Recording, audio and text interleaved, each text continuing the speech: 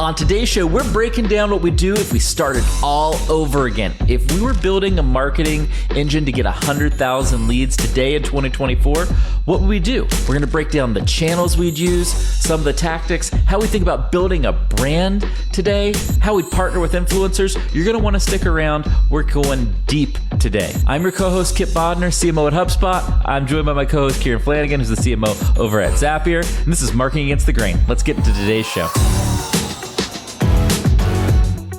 On today's show, we're going to have some fun. Today, HubSpot generates hundreds of thousands of leads and signups every month. Kieran and I did a lot of work to build that. But today, we're going to go through what we would do if we were starting it all from scratch today. How would we build a lead generation signup engine that could get 100,000 leads a month or more? What would we do in 2024? Kieran, it's been a little while, my friend. I'm glad to be back on the pod with you. I had some travel. You've had some baby taken care of, parenting duties happening. But we're gonna talk a little lead gen today on the show. Right, we're gonna go back in time, or we're actually gonna go forward in time and say, if we had to do it all again today, how would we build a marketing strategy that's kind of yielded the kind of results that HubSpot have had, or Zapier had, or these kind of SaaS brands? So it really broke the mold for the amount of like demand that they generate. Like HubSpot was one of the trailblazers. Yeah, if you wanted to be a breakout company, what would you do today is what we're going to tell you. Because we get a lot of but it's easy for you guys. You did this a long time ago. It's much harder today. It's much different today. Let's say, hey, if we were going to build a breakout technology software business today that was predicated on getting a lot of scale distribution, which, hey, they all are. Like you can't have a great technology business without distribution. What would we do? And so, Kieran, my biggest question to you is, in the early days of HubSpot, we're building that. The core strategy, the core thing we relied on was organic search optimization, basically how we could rank and get traffic from Google. Would you do that today? Would that be your number one place you would start in 2024? So here's some fun things, right? So I actually jotted some notes that you and I went back and forth on WhatsApp. I think there's actually some questions I have that we can answer live for the audience on what's the same and different, because I love this. I wrote that was the very first thing I wrote out, right? So typically we covered this on a recent show, right? What you do is you kind of build out a search total addressable market, probably break your keywords into informational, transactional. Transactional are the ones that are closer to a conversion, usually lower in traffic, higher in conversion, harder to rank for. And then you have informational, further up the funnel, educational in nature, higher traffic, lower conversion, right? You break those two things apart. You look to say how much potential traffic is in each one that I can acquire each and every month. And then you start there and you answer like, is this something I should even do, right? Is like search something I should Yes. even invest in? Because a lot of brands, it might not make sense, especially in B2B.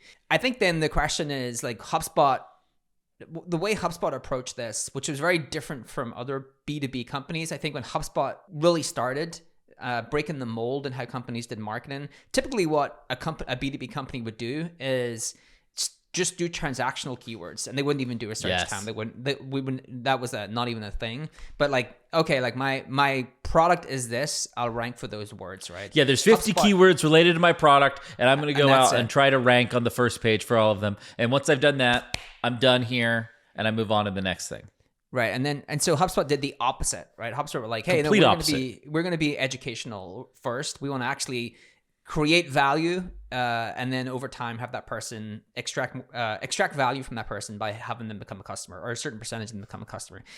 I think I would start with this until we have like come to the point where it's pretty clear that AI has eroded the opportunity, because the opportunity still exists, right? If you look at, it's hard to get data on this, but if you look at kind of the monthly users that Google has, or the amount of search queries you can actually look at, like how much search is actually being done on Google, it's still pretty steady, right? So the opportunity is still there. I think what's different is the way you attack this is very different today, right? Back then, there's some real things that we figured out in HubSpot that probably is not that commonplace even today, right? One of the things we figured out is we could build this model to say, how much content could a content creator create? How much average traffic would each piece of content they create get? How much how many conversions would we get from, how many average conversions would we get from that? So how many average customers over the course of a month is each writer going to bring us? And the reason we did that is because we got to the point where we knew we could grow. All we needed to do is add headcount, right? So like you could extrapolate, if I want to be here in 2 years, I'm going to need to add this amount of headcount because this is how much we get from each individual writer. That is very different today because what AI is really good at is not write-in stories or emotive content or anything like that. It's really good at informational content, right? So one writer, the ability to create content that is educational in nature, informational in nature, they can probably write much more content. In fact, I can see a world where you actually have AI creating a lot of the informational content and you actually hire really great editors, right? And so your model looks different in terms of how you grow that. And the other thing I'll just add in that I think is different is, and then I want to get your thoughts, and I have one question for you, is I think you start to do this, you start to do multimodal far, far sooner, right? Because AI is going to allow us to create blog posts with embeddable videos where the AI tool is able to take the blog post and create a 2-minute educational video from that blog post. And we can actually embed that in from the start. And you can actually add audio, right? There's audio AI tools that take the blog post, can summarize it. So you can have like a full multimodal blog post from the start, right? Add audio, add image, add video. And we, over time at HubSpot, perfected that, but you can do that much, much quicker.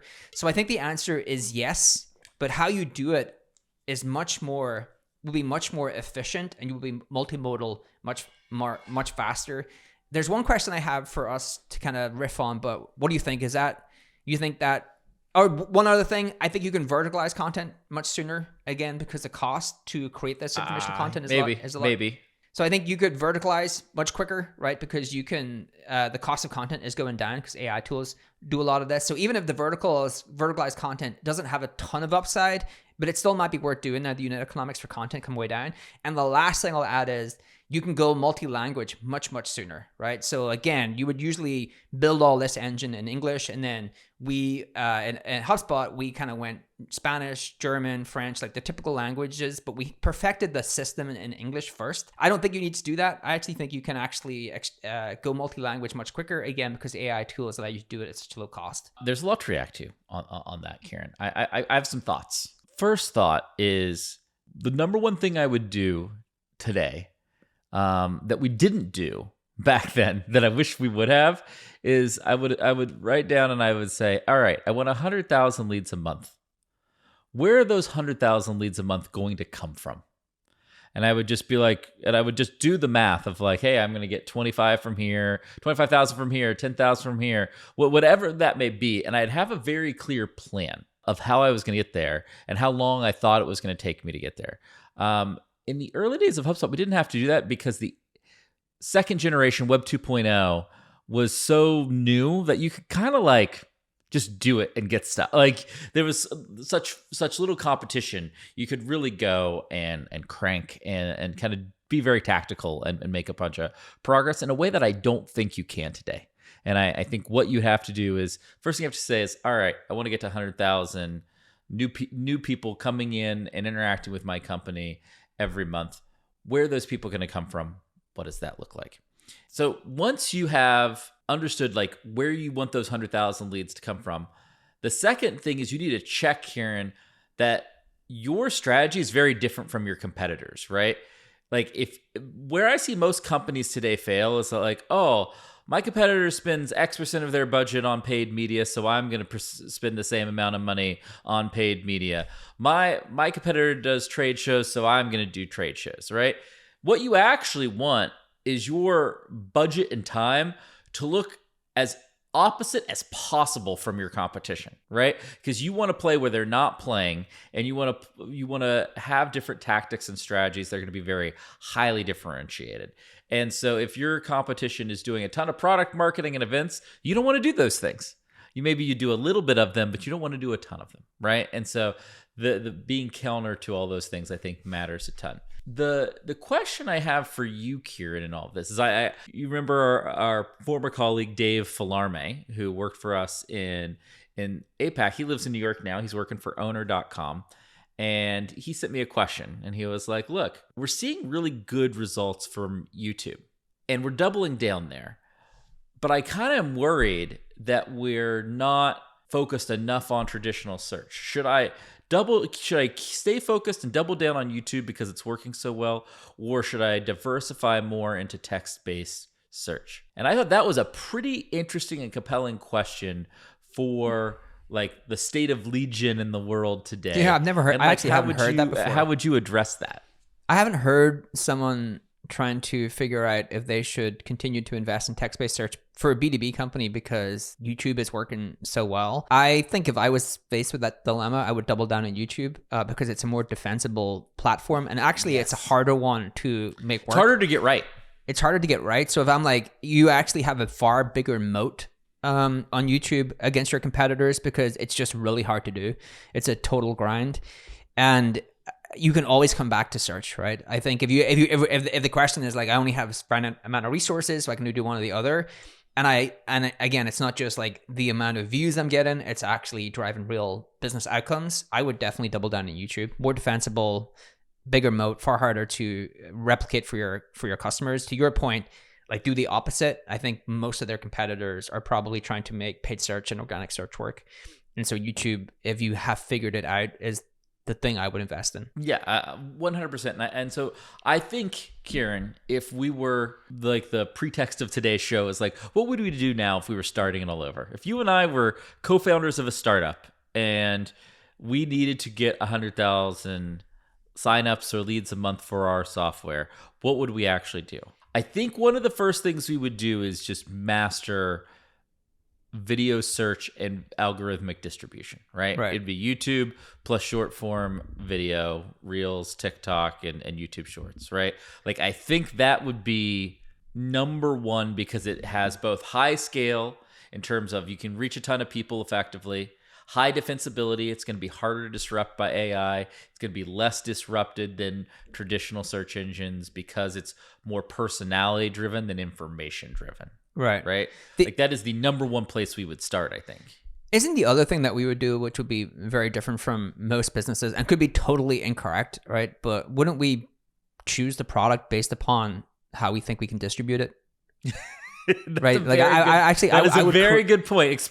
Tell people, I agree with you. Tell people what you mean. Give people I would the choose. there. So if we feel that, hey, the thing we really want to perfect in terms of our distribution strategy is short form video and YouTube and these kind of channels, I would look at the product idea we have and ask, do we think it would work within those channels? And if it didn't work within those channels, not do it, right? So actually have distribution veto the idea, because trying to fit a product that doesn't fit in those channels just doesn't work, right? Like their channels are built with rules. You have to adhere to those rules. You can't bend the rules to how you want them to act for your product. And I think it makes it so much easier if you just build with distribution at the forefront. Actually, like this is my distribution plan. What product would fit into my distribution plan? Like actually write the distribution plan and then actually say, okay, like, well, what product can I build that will actually fit within those distribution mechanisms? Well, I think this is a very critical point for everybody watching the show today, because it's a point we've made a few times on the show over the years, but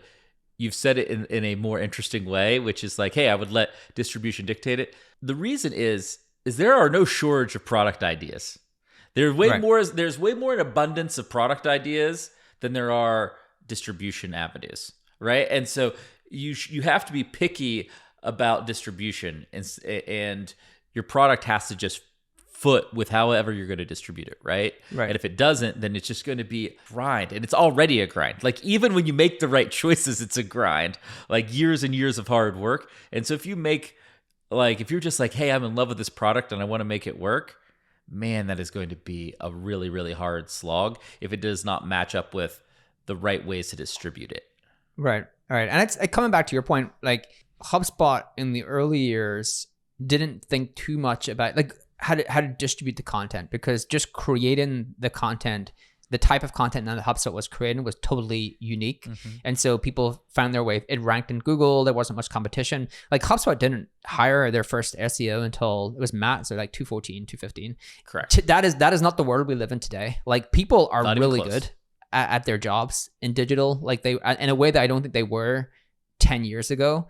And one of the articles you sent me, I read it today, was like this, this kind of new way of thinking around VC funds or finding your co-creator, like find a creator with distribution and then figure out how to build a product for them. And I know you have a kind of a tweet, I think it was Atomic Habits or something, did that over the weekend where I think it was Andrew Wilson built the app for their audience. Maybe you can get into that. But that the reason that is even considered is because it starts with that's the perfect examples of this. It's starting with distribution, which the creator have, and then figure how to build a product to eat into that distribution. Yeah, I can explain here, right? Which is James Clear wrote a book called Atomic Habits. It was a best-selling book, hugely popular. I think he has a newsletter and other things all around like how do you build habits and how do you use habits to change your life? Very powerful, very universal concept. And he partnered with Andrew Wilkinson, who runs a holding company called Tiny, and friend of my First Million, friend of the HubSpot podcast network. And James has a 60% ownership stake, and I think Andrew has a 40% ownership stake in this new app, an app that helps facilitate people's ability to build habits and basically productizes a lot of the learnings and advice that James has shared in his book and shared in his online content, right? And that is a perfect example of it was in the top 10 in the App Store for productivity on the day it launched because it had a built-in audience for launch. And that's pretty freaking incredible. Like that is, which Kieran goes back to the point. One of the first things I would do if I was running a business right now is I would be partnering with creators who had audience. Right.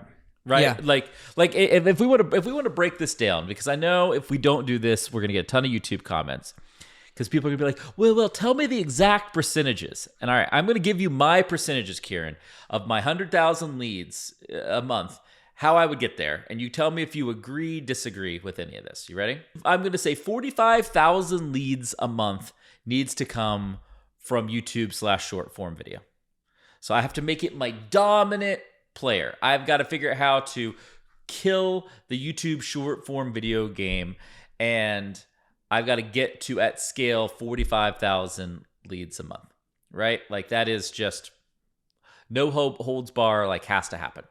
I think I have to get another 20,000 leads a month through influencer partnerships and affiliate marketing. I've got to basically go to people who have really successful newsletters, YouTube channels, TikTok accounts, and partner with them for sponsored content or embedding my product into their content and using that month over month to drive demand at a reasonable cost per lead. And that is going to be the majority of my paid budget is going to go to paying affiliate commissions and influencer sponsorship fees. And so those two things combined are going to get me to 65,000 leads a month, which is pretty good. Then I'm probably going to get another 10,000 leads a month from very traditional paid channels. Google, Meta, like programmatic paid. That's going to get me to 75,000 leads a month. And this is obviously at scale. This is probably going to take you, depending on how good you are, what do you think? 14 to 24 months if you're like amazing to get there. If you're amazing, 2 years. If you're amazing, 2 years. If you're good, 3 years. Right. If you're okay, 5 years. Right. Like it's gonna take you a real period of time to get there. And then that leaves the last 25,000 leads a month, Kieran. And I think the last bits are always the hardest. And I think you probably have some type of email newsletter that is generating 5,000 to 10,000 leads a month at scale that you're building off of all that video audience, and you're moving some of those folks to a newsletter, and then that newsletter is getting forwarded, getting more organic subscriptions, and you're able to generate 5,000 to 10,000 leads a month there. And then I think the last like 10 to 15,000 leads are just going to come from actually just one-off campaigns.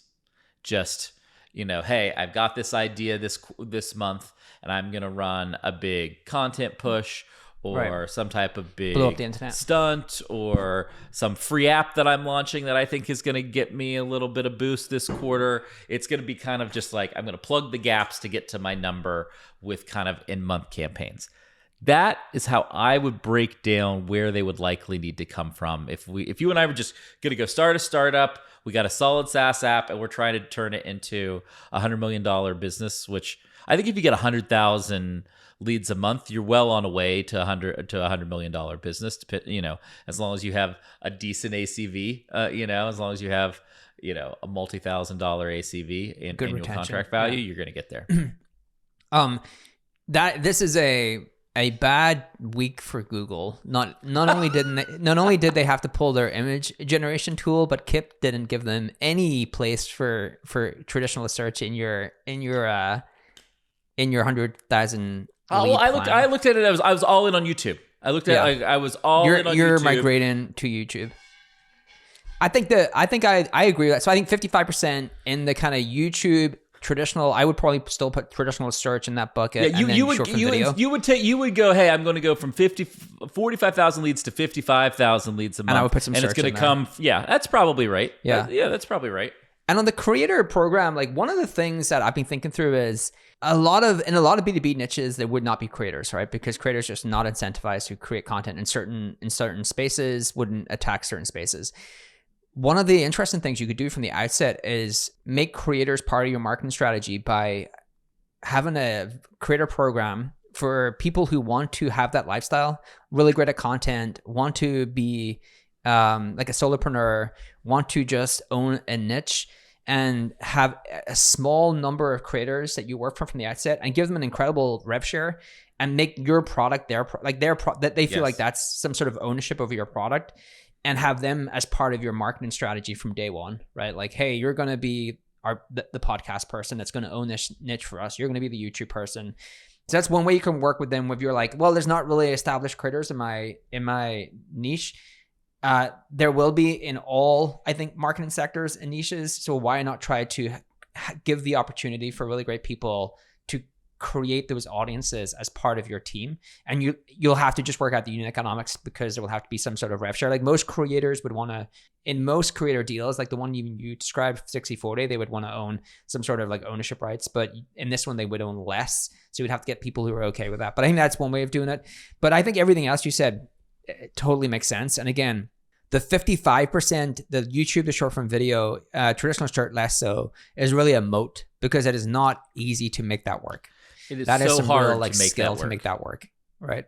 The other one I was thinking through is, and maybe it's in there maybe we would put it in there somewhere, is what is AI going to do, right, for marketers? It's going to reduce the cost of code to next to near zero. So like we've always, you and I, for the most part, have always had tool ideas, right? Like, sitting around at dinners thinking about tools, and HubSpot have done many, many tools, but the cost to do those tools is still high in terms of like an engineering cost to create a tool that really is freemium, and it should create some sort of demand for the core product, right? So there's still like the bridge you have to create from freemium app to core product. Well, if the cost of code goes to zero, the other thing that I thought would be really interesting is to start a fund for creators to build apps for your ecosystem, freemium apps for your ecosystem, and to fund the best ideas and to give them a rev share, and to make, like, the best ideas to me are the ones that have a clear bridge into your core product, and to get these kind of solopreneurs who can now build incredible tools with AIs as a 1-person, 2-person team,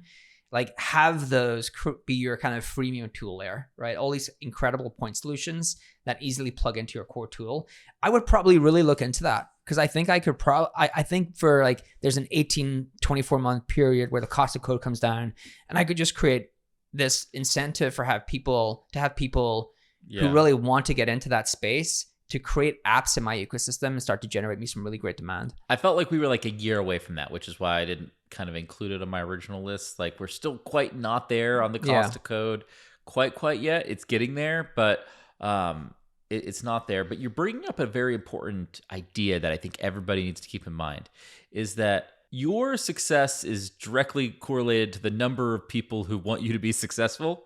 And like a lot of your strategies are like, oh, how do I get a lot of folks out there working on my behalf and shared incentives with me? Because if I can do that, I'm likely going to build a bigger audience, bigger business, have more opportunity, because we're all working together instead of just a couple of us in our startup trying to get this off the ground. Yeah, it's the ecosystem, right? Like the quicker you can build that ecosystem, the more defensible your business is, the more ways you have to grow demand for your business. The other one that is in there, I think that is your 10K marketing campaigns, is there's also the other thing that's transformative and will have a window to be transformative is the ability to just create an incredible prospecting engine from AI, whether that's prospected into your cold leads, your contacts that are not qualified for sales, or even just outbound, right? Like I think outbound is having its moment where it's like brought back into the light because you can do it so much better. Now we did a whole episode on Gmail bringing out new spam rules that will make this much, much harder. But there is like, I think that that's the other thing that I would really look at if I'm building a company today is like, wow, I can get an engineer who really knows how to code, a couple of engineers, and pair them with like a really great growth marketer and build an incredible prospecting engine through these kind of AI tooling. And I would go quick with that. Did you see the new Superhuman feature? Yeah, the instant replies.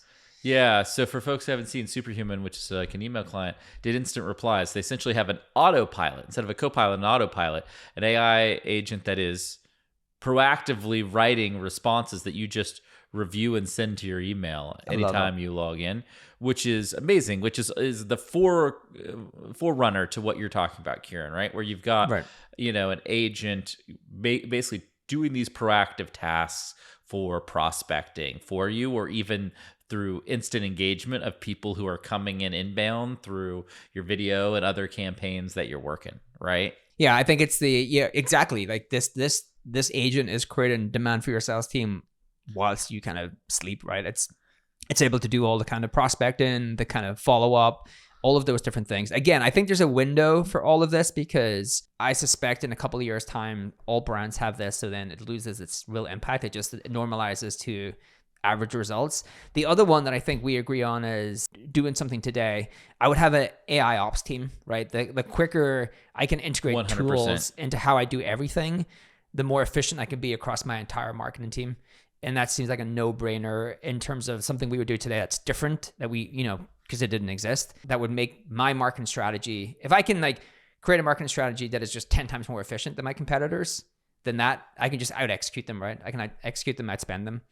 Here's the way to think about it. What the percentage pie chart that I basically gave you, the verbal pie chart around where I would go and get those 100,000 leads from, the better and more effective your AI ops team is, the higher your conversion rate is going to be. So the less work you're going to have to go do across all those channels, because you're going to convert that traffic at a much higher rate, right? So like, oh, maybe I only need, 200,000 visits from YouTube instead of 400,000 visits from YouTube every month to my website, right? Like those are the things that change dramatically with AI. Like again, we've got a show coming up soon, Kieran, with Emmy from my team around some of the work that we're doing. We're seeing real conversion rate increases through AI, and that is the value and why I think you and I both would have an AI ops person early on in our early stage marketing team, right? Yeah. The really cool thing about this point in time is you can actually, there's real leverage to gain if you're willing to invest in things, right? Like, and that leverage just dissipates and disappears over time as that industry matures. We've seen it time and time again. And so I would like think about like where for me are the points of leverage that I can just unfairly invest in so I can actually suck up that advantage before anyone else does. The one other fun thing I put down was, it's not actually related to AI, but if I was starting again, right? On the brand side of things, I would love to get your thought. I think your brand, here's the problem with brand campaigns, right?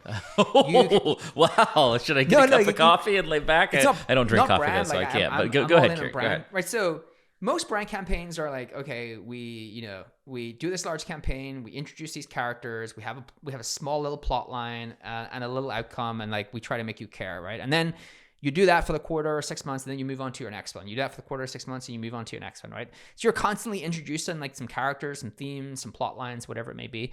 I think brands should be treated like each year at least should be treated like a mini kind of TV series, right? Where you actually have real characters that are themed across the entirety of the year. So you get to care about those characters, and you bring them to life through a multi kind of media format, like a multitude of different content, right? Like short form video, long form video, whatever they may be. But you can actually start to ingratiate with these characters. You can start to like really, get to know them, right? And I think you should have some like really cool plot lines, like really clever writing, right? Most brand campaigns are not clever writing. They are really stagnant. Like they just sound like any other kind of B2B brand, right? Even to me, I think one of the outlandish things that you could do is hire a comedic writer and have that person write your brand campaigns, right? And be very, very differentiated. To your point, like do the opposite what everyone else is doing. Take some real risks and really introduce entertainment and humor. So when you sit down and you're like, okay, what's happening across the year for the brand campaign? It's like, why will people care about these characters? What kind of personality they have? What are the kind of the plot lines, the twists that happen across the entirety of the year? And how do we integrate our product into that plot line and make people like really care about that plot line? That is one thing that I think I would really take a run at, because most brand marketing is boring and sucks. And yeah, so in the early days of HubSpot, I think one of the things we would do over again, like most of the things I wouldn't do over again, right? But one of the things I think I would do over is we kind of just had this phrase, and we've talked about it on the show before, of how do you win the marketing internet for the week? Or how do you win your little corner of the internet for the week? And how do you do that then every week for a year? And then every week for 2 years and 3 years, right? Like that's actually what matters here. Is like you have to win the like mind share and the cool factor.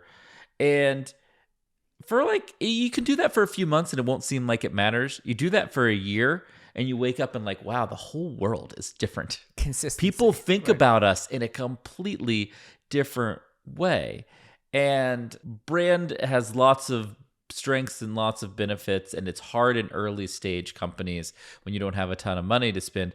What you have to do is manufacture ideas and stories that are going to, spread be interesting, which means you have to have a really strong point of view. It reminds me of, I think a top 5 founders podcast episode for me is episode 300, the James Dyson episode. And just like, man, that guy grinded for decades to get those products out. But one of the things he said is like, different in every way, different for the sake of it. Like everything had to be different. Right? The design had to be different. How they went to market had to be different. Pricing had to be different. Everything had to be different. And when you're trying to build a brand, you're trying to win your little corner of the internet for that week, you only do it by being different. You only do it by standing out. The classic Seth Godin book, Purple Cow, is like all about this, right? And I feel the need to like go back and reread that book like once every year or two, because you can, as I get older and as I do this more and more, differentiation only becomes more important, not less important. Right. Especially as markets get more saturated. One of the things I've gone down a rabbit hole of over the past month or so, and this is going to be related. I'm going to manage to go all the way back and make a point about marketing here. Is like I got obsessed with Napoleon. Julius Caesar and Alexander the Great, because actually what's unbelievable about these 3 people are they have such similar characteristics and such similar stories. You do start to think maybe this is a simulation every 100 years, as like we just repeat the same cycle, because like how can these 3 people be so similar? And so I started on the Founders podcast. That's where I kind of got introduced to their stories. And then I actually have gone way off that and just consumed everything I could about how those 3 people lived their life and, the kind of battles they won. But what the really interesting thing about those 3 people that they all had in common, that they control their own narrative. So they actually were really conscious about having people follow them around and write their stories in the way they wanted them told. And that was huge for Napoleon, actually. He was really skilled at being able to tell a narrative that he wanted told to the masses of people, which is like why he was managed to rise to the ranks of empire with no kind of, I think, not much like noble history behind them, right? Like didn't come through nepotism or the family. And it did remind me, like, at the heart of storytelling is really the core skill to learn, and the hardest skill to learn. But to your point, like, if you can tell a differentiated story, it has proven throughout time, all the way back to like Julius Caesar and Alexander the Great, that being able to control your narrative and tell a differentiated story to make people believe what you want them to believe in a positive way, right? There's ways you can do it in a negative way. It's still timeless, right? It is like the most important skill to learn. And I think too often... Why do you think it's the most difficult skill because to learn? If you don't tell your story, so there's two parts to that, right? If you don't tell your story and you don't tell it in a differentiated way, then everyone else will decide who you are. And for the most part, we're not that. But that's creative. not why it's hard. But that's not why it's hard. Oh, why it's hard? Why is it hard? That's a really good question. It's just super hard to get people to care, right? No, like, I disagree. You don't think it's hard to get people to care? Why can't everyone do it then? My controversial take here is that telling stories is really hard because you fail for one of two reasons. You either tell people the story you think they want to hear, not the story that's authentic to you, or you tell the story that's authentic to you, but in a way that is so self-centered that nobody else can understand it.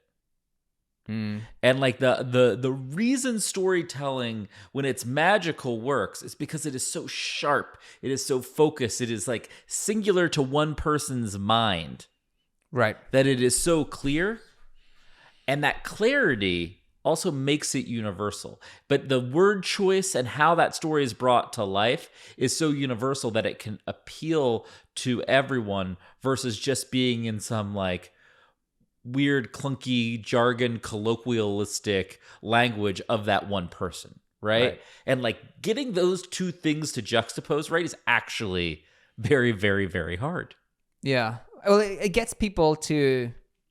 you articulate something for someone that they kind of think but can't articulate themselves, or they've always kind of thought but have never been able to articulate what that thought is. But it's hard to be interesting, right? Like, I think that third part is they do those things, but then the story is just not that interesting, right? And you are competing against the world we live in today has an array of people who are very interesting. Like, there's just so much content that you could There's just so much. You can make an argument we've never been this interesting as a society, or at least not in a long time. So the competition to break through that noise or to like stand out has never been greater. But I do think a lot of what happens in marketing is people have not invested or just have not took heed that I think writing is a more important skill to learn than coding for the future that we are learning. Like, and that's not controversial. Like, if you look through history, writing has been the most important skill to learn. I think that is going to continue. And I think a lot of marketers have not believed that and have not put in the time and effort to learn what great writing is. I think most people believe it. It turns out it's just hard. And it's easy to distract yourself by saying, hey, I need to go learn this new app. And I don't need to learn writing. I'll learn writing later. It's the marketing has become more technology data focused than you call marketing arts and craft. I think people have thought of marketing as data and science. And so it's hard to go back and do the arts and craft. I truly believe in my heart of hearts, marketing is a craft. Yeah. But I don't think that's how we treat it. Something that takes patience. It's something that takes deep skill and expertise and empathy, but at the same time, like deep opinion and perspective and belief. And without that, it's nothing, right? Like, you can have a whole bunch of types of tables in the world, but like there are very few like remarkable tables, the design of an IKEA table, it stands out because it's highly functional and very inexpensive, right? Like and it's because they have a strong perspective on what a table needs to look like. Marketing is the same type of craft. It's actually, I think, brought marketing to a place it was not thought of 15, 20 years ago. It's given a lot more respect. But the period we have been in and we are kind of still in is if you sat 10 founders down and you said, and they're all looking for a marketing leader, and you brought 2 people to them, and you said, this person is the best person I've ever met in terms of the craft of marketing. This person is the best person I've ever met in terms of the science of marketing. I think 9 founders pick the science of marketing, and 1 person picks the craft. And then that 1 person that picks the craft sees the kind of reports that the marketer does on the kind of work they're doing and says, oh, actually, I'll go for the science because I understand the $3, the $1 in and the $3 back. Right? Totally. So it's hard. I actually think it's really hard. The craft part has become really hard because it's become so blurred with all of the data we want around the work we do. And I think that has been a great thing, right? Hugely great thing. It's given all of us much more respect, I think, in terms of the work we do. But I do think like we are entering a period of time where the craft is going to be critical to being a great marketer, to being a successful marketer. And so it's a little bit getting back to basics. AI is going to give us access to the data, the instrumentation, and AI will turn the knobs. Right. And that's what's going to be great about AI. But if you're a knob turner, AI is going to take your role. Right. And you are a knob turner.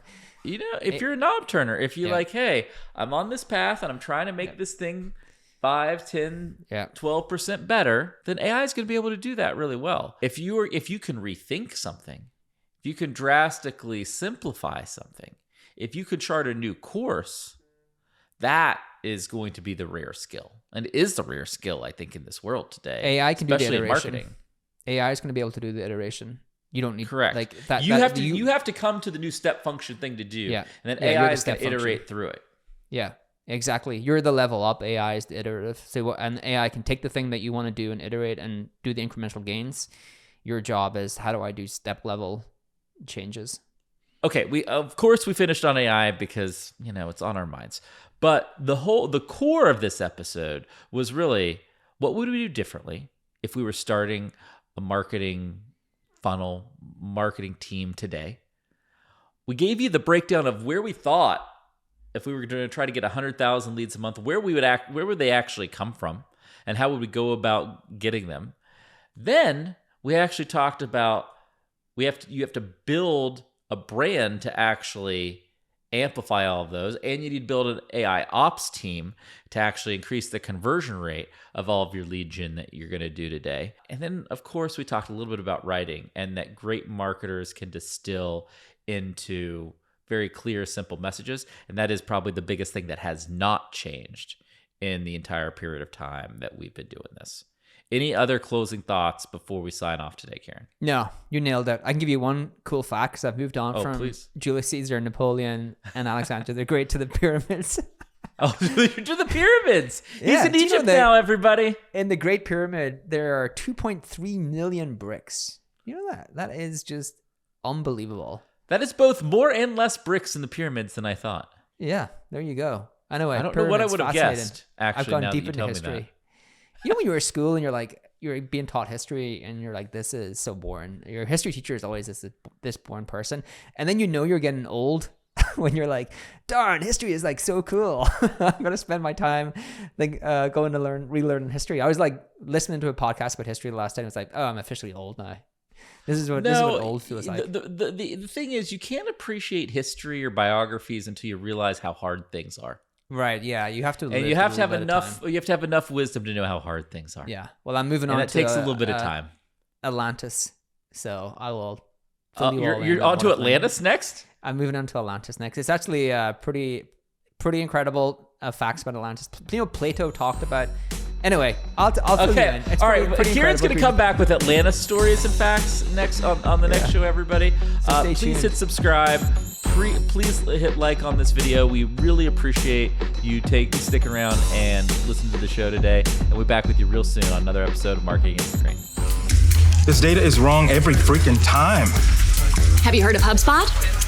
HubSpot is a CRM platform where everything is fully integrated. Whoa, I can see the client's whole history, calls, support tickets, emails, and here's a task from 3 days ago I totally missed. HubSpot. Grow better.